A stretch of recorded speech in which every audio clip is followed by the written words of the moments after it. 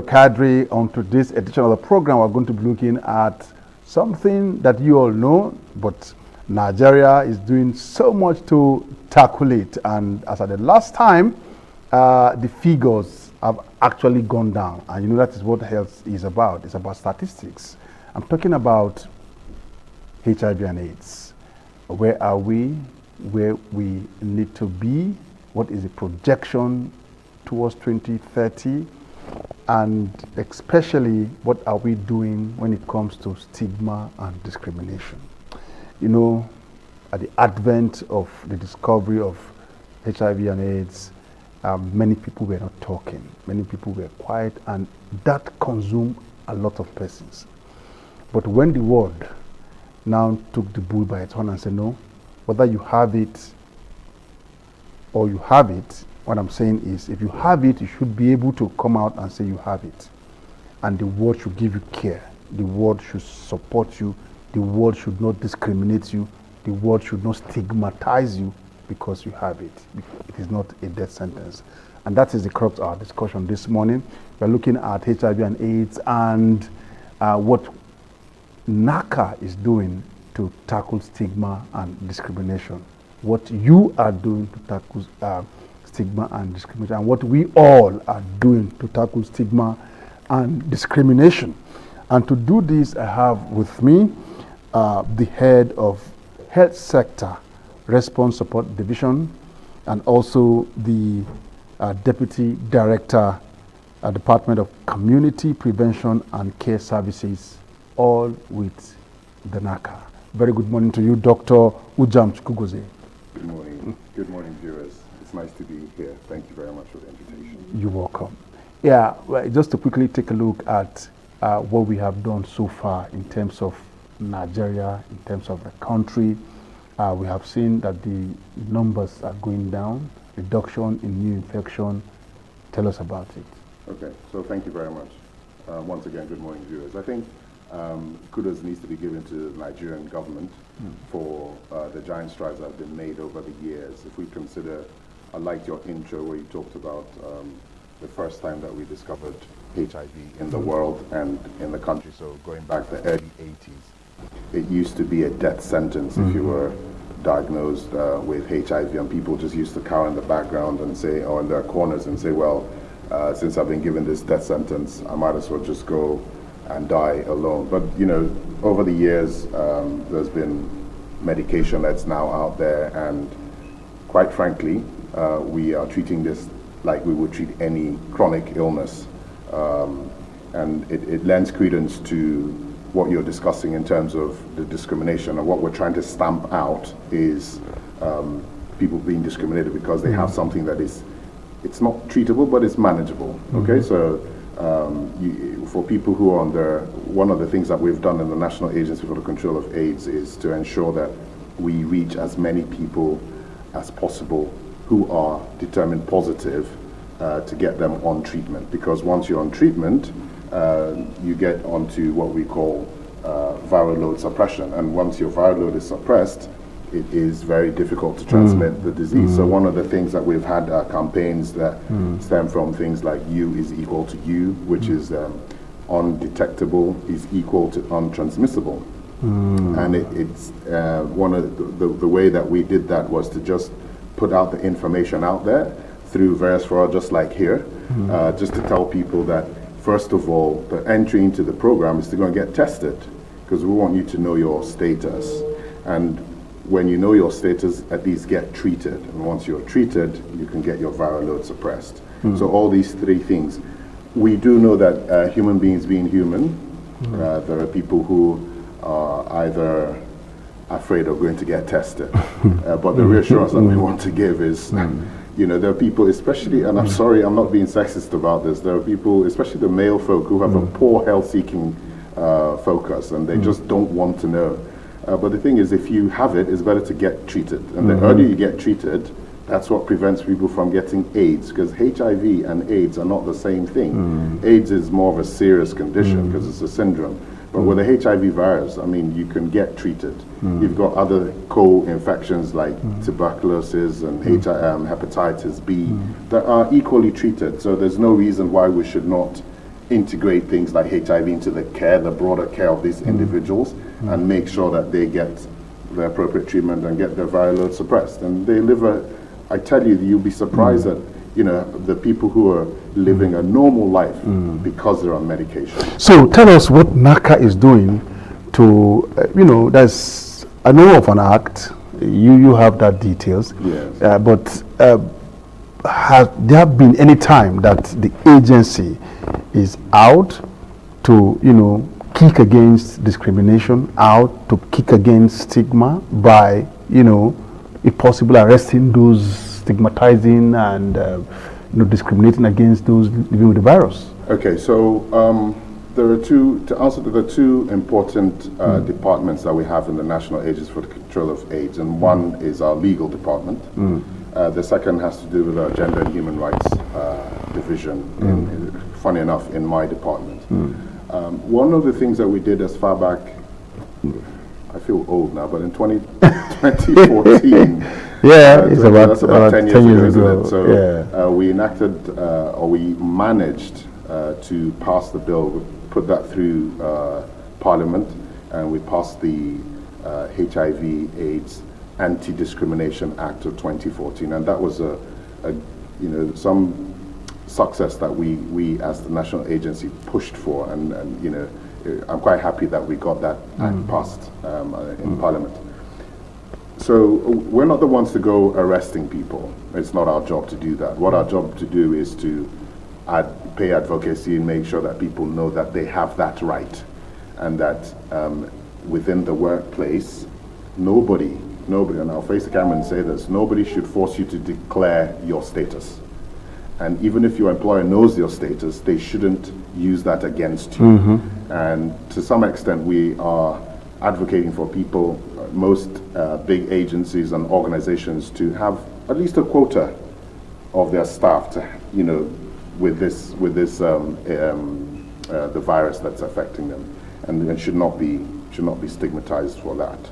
It's like telling me that you've got malaria. I shouldn't stigmatize you. I shouldn't prevent you from having a job. So the other thing is our communications department. We're putting the word out there. We're telling people, listen, you have the right to have a job even though you have the virus. It should not affect you. And we've got a short code. I think this is a veritable opportunity to do that. So you've got the 6222 short code number that people can call in for advice, and we're there hands-on to give you advice on where to go if you are determined positive. Secondly, give you advice on places to, like places of safety if you feel that you've been stigmatized. There are people that can give you advice on the next steps, because it is illegal. It's an act of parliament now, so nobody should stigmatize anyone for having that virus. So those are the things that we're pushing out there. Yeah, but I also need you to talk to the public like you're doing now. When we keep talking about you don't have to stigmatize, you don't have to discriminate, we should know the benefit of that. What's the benefit that the country will get when they adhere strictly to the fact that you don't have to discriminate and you don't have to stigmatize anyone living with the virus? Okay, so we can't hide the fact that whilst we discovered this virus in the early 80s, if you consider the population there at that time and coming on from there, you'll find that it's essentially the workforce of the country, isn't it? It's not the people who are retired, it's not the newborn. The concentration, at least at that time, is around the workforce. So if you extrapolated this and said, well, if everybody was afraid of disclosing their status, it means that a significant proportion of the workforce would not be able to work. So there are economic implications for this. There are, I think that once people have been placed on treatment, you're now going to have a healthier workforce. And a healthier workforce will be a wealthier workforce. And one can't even forget that the fact that if you're on it, you're going to live longer. So we're now having an aging population. In fact, that what we're seeing right now, people who have been on treatment, and I'm saying this as a positive note for people who are afraid of going on treatment and getting themselves tested, We're seeing people who are living with this, who are now getting to their 70s, and what we're seeing now isn't HIV or AIDS that's a problem, it's the other things like high blood pressure, like diabetes, so, you know, just like any other individual. So there's no difference really. So we need to get that out of our minds, that the one that if one has HIV, then it's a problem. People are living long, fulfilled lives because they are on treatment. So tell us more about the CIS-222 or CIS-222. Yeah. How effective, and when people call, how quick is it for the agency to respond and address the challenge? So thank you for that question. We've got a dedicated call center, and it's fully manned. And without sounding cocky, I challenge any of you to just dial the number now. There'll be somebody to pick up the call. And what we do is we're able to give you information about the virus. We're able to give you information about where to go if you've been tested positive. What we call, I'm sorry to use medical parlance, but what we call signposting. So we'll be able to signpost you to where you should go to get medication, where you should go if you need advice, if you need some help, because whilst we're saying that people should not be stigmatized, the people themselves who are diagnosed positive, some of them go through some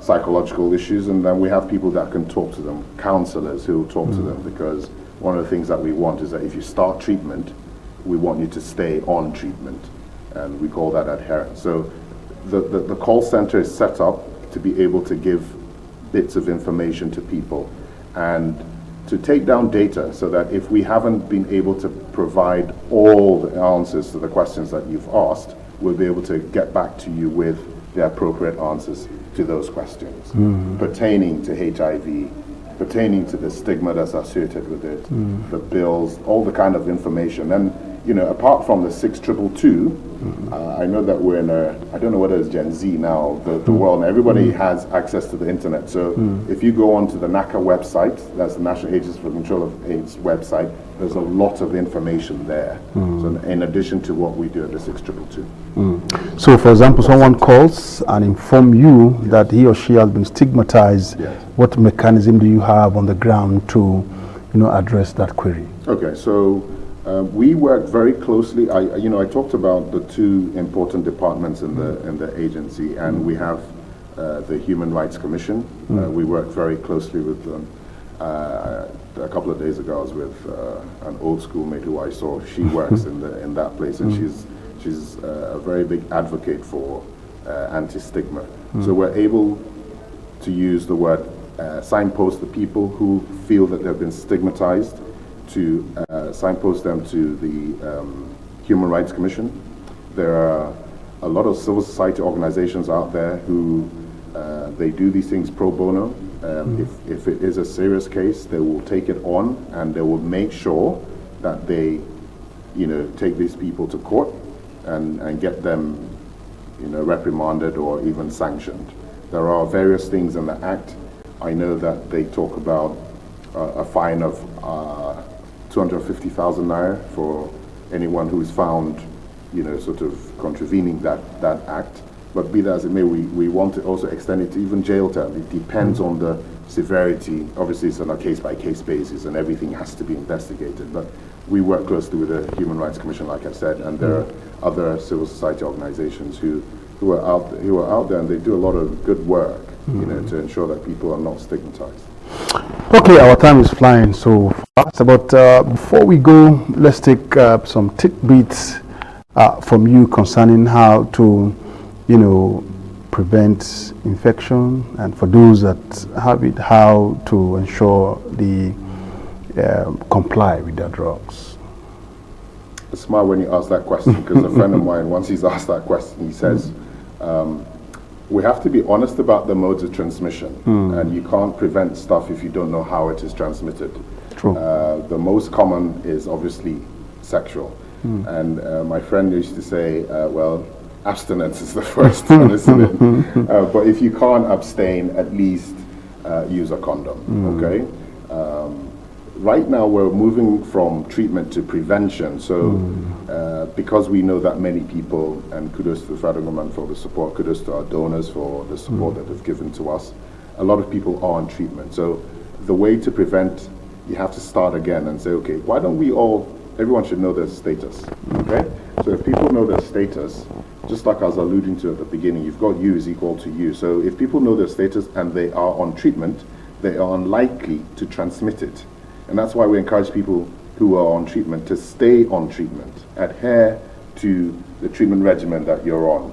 Because if you do so, the viral load will go down. And if the viral load of the virus goes down, you will not be able to transmit it.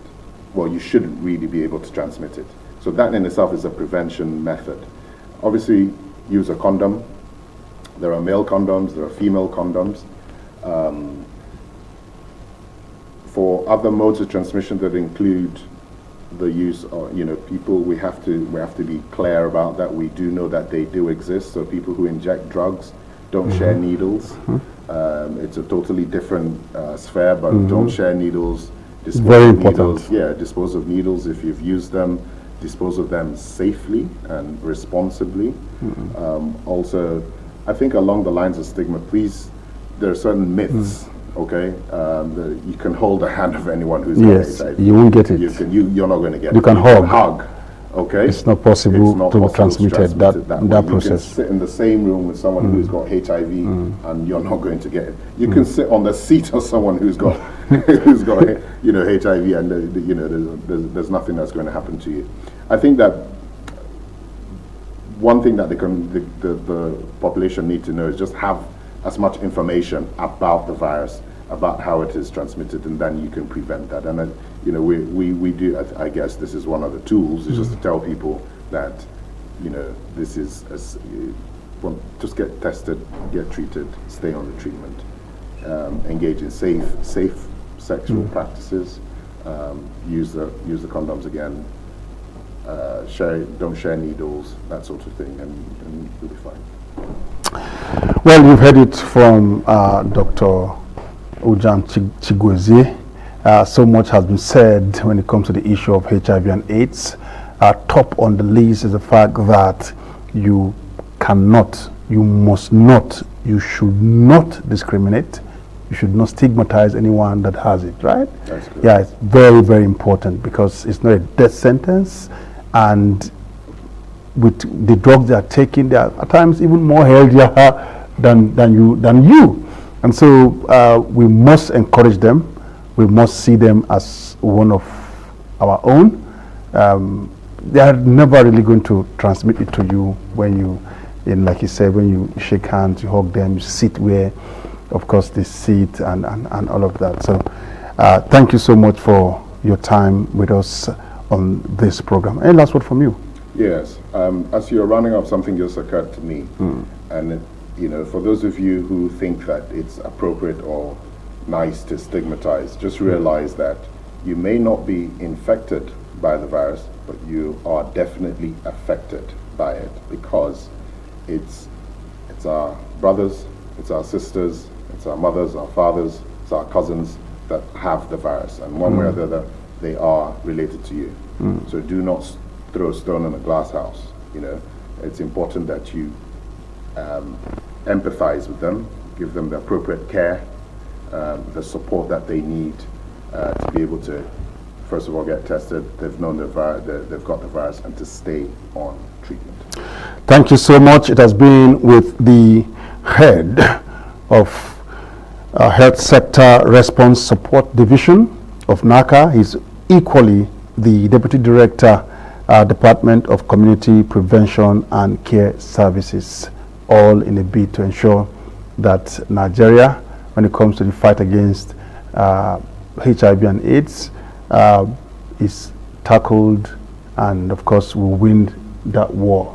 By 2030, I'm sure that it will be, when it comes to indices, will be in a better place. Thank you so much, Dr. Chukwugozie Ujam, for your time with us. Thank you very much. My pleasure. Yeah, so this is where we end the discussion. I'm sure that you have noted many things from this discussion, and you can also join in the vanguard. Spread it. do not stigmatize, do not discriminate anyone with the virus. I am Joseph Kadri.